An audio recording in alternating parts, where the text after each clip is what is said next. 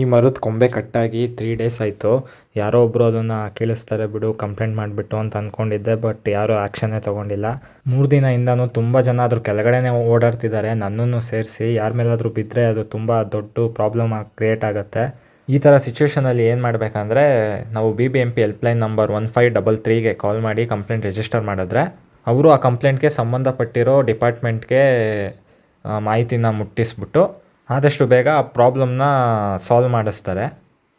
ನಾನು ಕಂಪ್ಲೇಂಟ್ ಮಾಡಿ ಮನೆಗೆ ಹೋದ್ಮೇಲೆ ಅವರು ಬೇಗನೆ ಬಂದು ಈಗ ಕ್ಲಿಯರ್ ಮಾಡಿದ್ದಾರೆ. ಇಲ್ಲಿ ಮರನ ಅದು ನೇತಾಡ್ತಿದ್ದನ್ನ ಕಟ್ ಮಾಡಿ ಅಲ್ಲೇ ಸೈಡ್ಗೆ ಹಾಕಿದ್ದಾರೆ.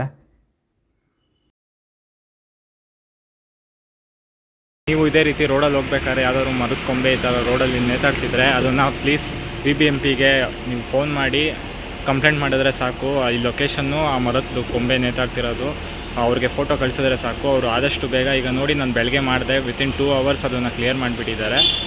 ನಾವು ಇಗ್ನೋರ್ ಮಾಡ್ಕೊಂಡು ಹೋದರೆ ಅದು ಯಾರ ಮೇಲಾದರೂ ಬಿದ್ದು ಅವ್ರಿಗೆ ತೊಂದರೆ ಆಗುತ್ತೆ. ವಿಡಿಯೋ ನೋಡಿದ್ದಕ್ಕೆ ತುಂಬ ಥ್ಯಾಂಕ್ಸ್, ಧನ್ಯವಾದಗಳು.